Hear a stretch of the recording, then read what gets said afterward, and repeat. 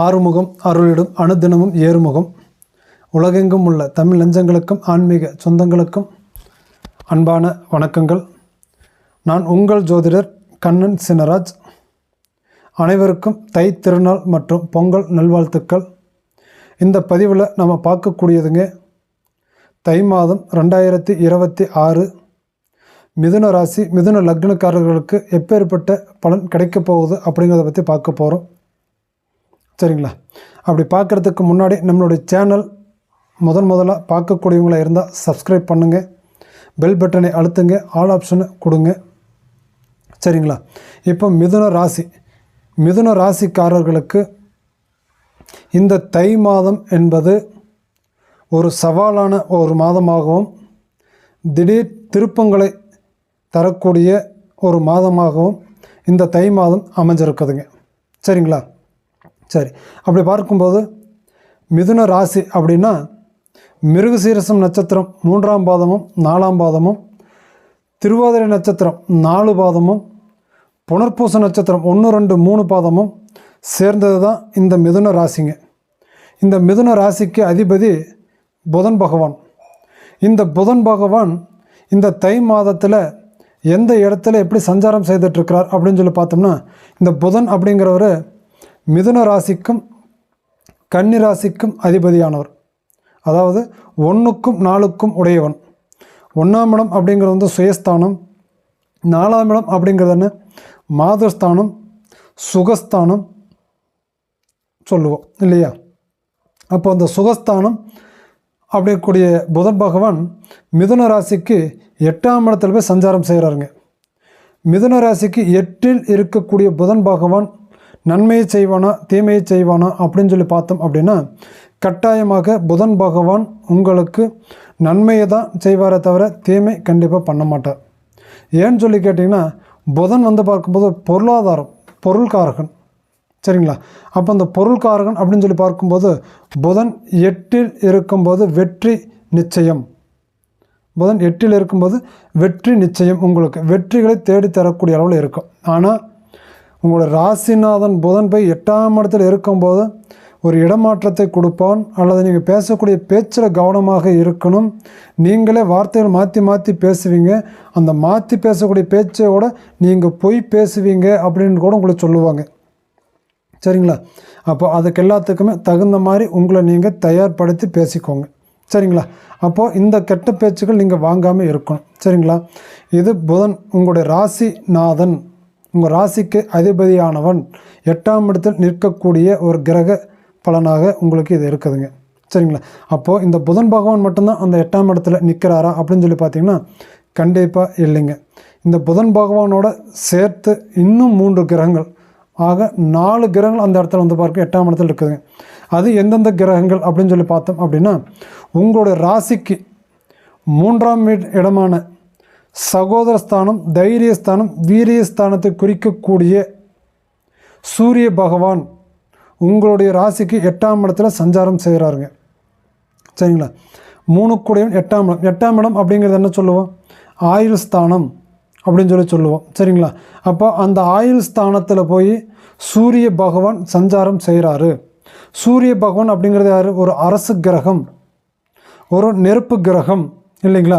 அப்போ அது 8ஆம் இடத்துல போய் நிற்கும்போது சூரிய பகவான் நமக்கு என்ன பண்ணுவார் அப்படின்னு சொல்லி பார்த்தீங்க அப்படின்னா, அரசாங்க பயத்தை உருவாக்குவார்.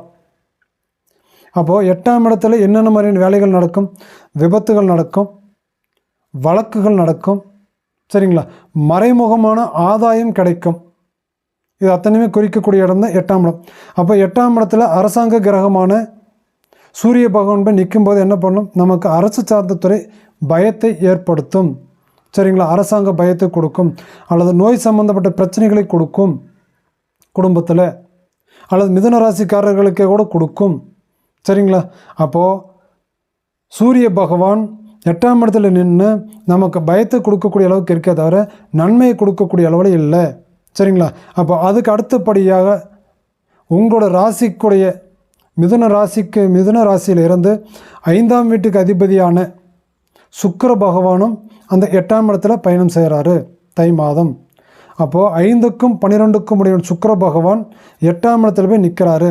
அப்போ 8ஆம் இடத்துல சுக்கிர பகவான் போய் நின்னா எப்படி இருக்கும் அப்படின்னு சொல்லி பார்த்தோம்னா, 5ஆம் வீட்டுக்கு அதிபதியான பூர்வ புண்ணிய ஸ்தானமும் புத்திர ஸ்தானாதிபதி கூடிய கிரகம், 12ஆம் இடமான விரையாதிபதி விரயஸ்தானத்துக்கு உண்டான அதிபதியும் 8ஆம் இடத்துல போய் நிற்கிறாங்க. அப்போ உங்களுக்கு விரயங்கள் அப்படிங்கிறது குறையும். 8இல் நின்றால் மறைவு. அப்போ மறைந்த கிரகத்துக்கு யோக பலன்கள் அதிகமாக கிடைக்காது. ஆனால் அதே சமயம் விபரீத ராஜ்யோகமும் அதில் நடக்கும்னு சொல்லுவாங்க. அது நம்மளோட ஜாதகத்தில் பொறுத்து. சரிங்களா? அப்போ அதன் பிரகாரம் வந்து பார்க்கும்போது நமக்கு அந்த பூர்வ புண்ணியாதிபதியும் விரயஸ்தானாதிபதி கூடிய சுக்கிர பகவான் 8ஆம் இடத்துல போய் மறைஞ்சு நிற்கும்போது, சுக்கிரன் அப்படிங்கிறவன ஒரு பெண் கிரகம் இல்லையா?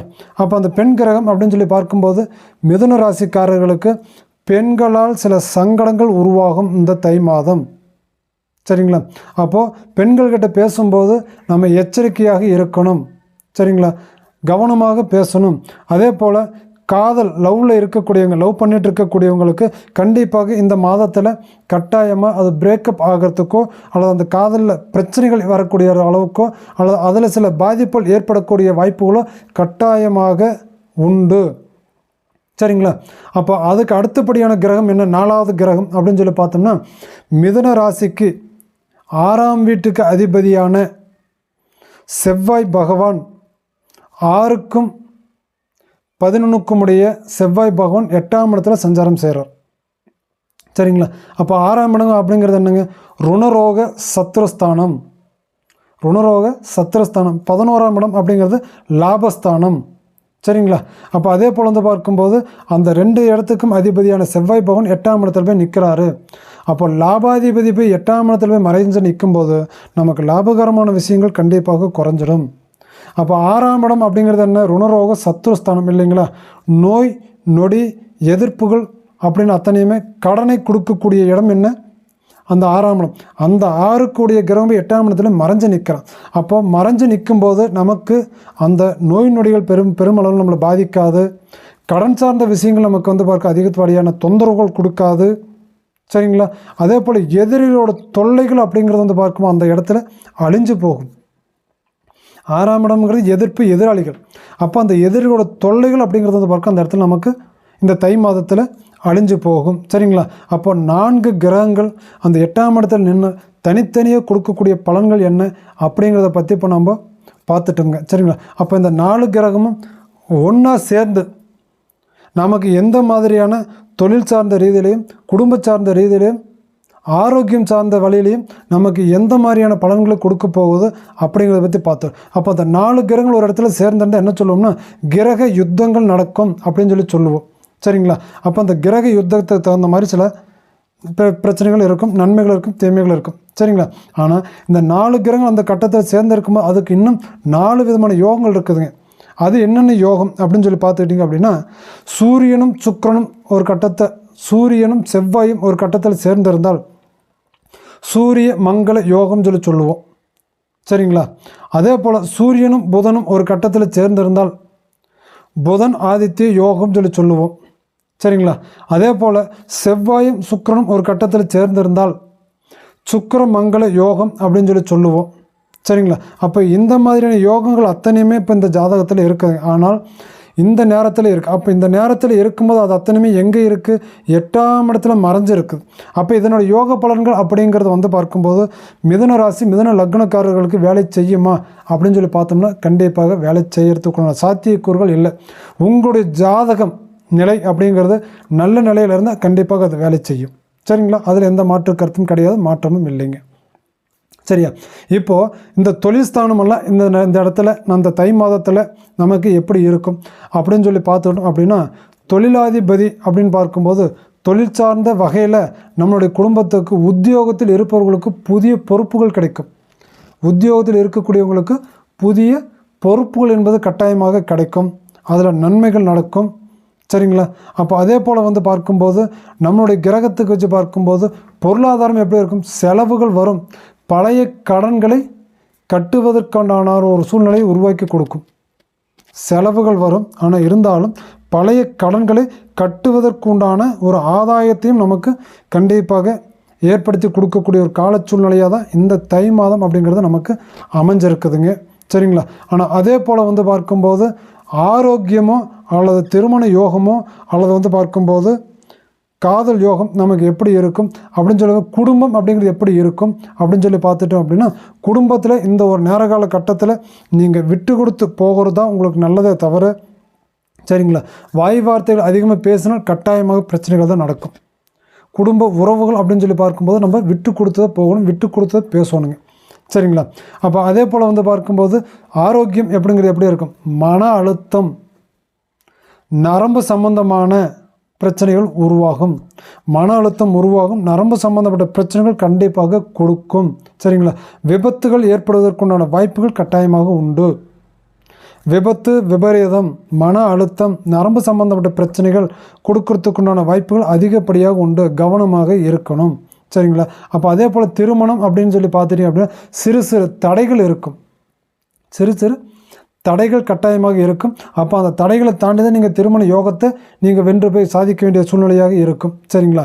அப்போ அதுக்கு அடுத்தபடியாக காதல் எப்படி இருக்கும் அப்படின்னு சொல்லி பார்த்தோம் அப்படின்னா, காதல் யோகம் கண்டிப்பாக உங்களுக்கு திடீர் அமைப்பை ஏற்படுத்தி கொடுக்கும், கைகூடும். ஆனால் அதனால் அவமானத்தை கண்டிப்பாக சந்திப்பீங்க. 8ஆம் இடம்ங்கிறது பெயர், புகழ், மதிப்பு, மரியாதை, அவமானத்தை ஏற்படுத்தக்கூடிய இடம். அப்போ அந்த இடத்துல போய் உங்களுக்கு காதல் ஸ்தானாதிபதியான சுக்கிரன் 8ஆம் இடத்துல போய் நிற்கிறான். அப்போ நிற்கும்போது என்ன பண்ணும், நமக்கு அவமானத்தை ஏற்படுத்தும். காதலால் அவமானம் கண்டிப்பாக உருவாகும். சரிங்களா? அப்போது இந்த போன்ற பிரச்சனைகள் அத்தனையுமே கொடுத்துட்டு தான் இருக்கும். அப்போ கல்வி எப்படி இருக்கும், கட்டாயமாக கல்விக்கு அதிபதியாகப்பட்ட புதன் 8ஆம் இடத்துல போய் நிற்கிறான். 2ஆம் வீட்டுக்கு அதிபதியான சந்திரன் உங்கள் ஜாதகத்தில் வலுவாக இருந்தால் கண்டிப்பாக கல்வி எக்காரணத்தை கொண்டும் பாதிக்காதுங்க. சரிங்களா? புதனும் சூரியனும் ஒரு கட்டத்தில் சேர்ந்து இருக்கும்போது, அரசாங்க கிரகமும் புதனும் ஒரு கட்டத்தில் சேர்ந்து இருக்கும்போது நமக்கு என்ன பண்ணுவோம், கண்டிப்பாக உயர்கல்வி படிக்கக்கூடியவங்க நல்ல ஒரு வாய்ப்பையும், அரசாங்கத்துறையில் வந்து பார்க்கும்போது வேலை வாய்ப்பை எதிர்பார்த்துட்டு இருக்கக்கூடியவங்களுக்கு வாய்ப்புகளும் தேடி கொடுக்கக்கூடிய அளவுக்கு இருக்கும். அப்போ கல்வி நல்லது கொடுக்கும், நல்லதாக இருக்கும். சரிங்களா? அதை பற்றி ஒன்றும் கவலைப்பட வேண்டியதில்லை. அப்போது இந்த தை மாதத்தில் நமக்கு உண்டான அதிர்ஷ்ட எண்கள் என்னென்ன அப்படின்னு சொல்லி பார்த்துக்கிட்டோம் அப்படின்னா, அதிர்ஷ்ட எண்கள் அப்படின்னு சொல்லி பார்க்கும்போது 3, 5, 6ங்க. மிதுன ராசி, மிதுன லக்னக்காரர்களுக்கு உண்டான அதிர்ஷ்ட எண்கள் அப்படின்னு சொல்லி பார்க்கும்போது 3, 5, 6. அதிர்ஷ்ட நிறம் அப்படின்னு சொல்லி பார்த்துக்கிட்டே அப்படின்னா பச்சை அல்லது சாம்பல் நிறம். சரிங்களா? நிறம், அதிர்ஷ்ட நிறம் என்ன அப்படின்னு சொல்லி பார்த்தீங்கன்னா பச்சை அல்லது சாம்பல் நிறம். இந்த தை மாதத்தில் மிதுன ராசி, மிதுன லக்னக்காரர்கள் வணங்க வேண்டிய தெய்வம் எது அப்படின்னு சொல்லி பார்த்துட்டோம்னா, புதன்கிழமை நாளில் மகாவிஷ்ணுவை வணங்கி துளசி மாலை கொடுத்து அர்ச்சனை செஞ்சு வழிபட்டுக்கிட்டு வந்தீங்க அப்படின்னா கண்டிப்பாக நம்ம குடும்பத்தில் நல்லது நடக்கும், நன்மைகள் இருக்கும். அப்போது கஷ்டங்கள் இருந்தால் நீங்கும். சரிங்களா? நன்மைகள் நடக்கும். புதன்கிழமை நாளில் மகாவிஷ்ணுவை துளசி மாலை அணிவித்து அர்ச்சனை செஞ்சு வணங்கிட்டு வரணுங்க. சரிங்களா? அப்போ இதன் போலெல்லாம் நீங்கள் பண்ணிக்கிட்டு வந்தீங்க அப்படின்னா உங்களோட குடும்பத்தில் மாற்றங்கள் நடக்கும், நன்மைகள் கைகூடி வரும். சரிங்களா? இதுதாங்க இந்த தை மாதம் மிதுன ராசி, மிதுன லக்னக்காரர்களுக்கு உண்டான பலன்கள். சரிங்களா? இந்த பதிவு உங்களுக்கு பிடிச்சிருந்தா லைக் பண்ணுங்கள், ஷேர் பண்ணுங்கள், கமெண்டில் சொல்லுங்கள். சரிங்களா? நன்றி, வணக்கம்.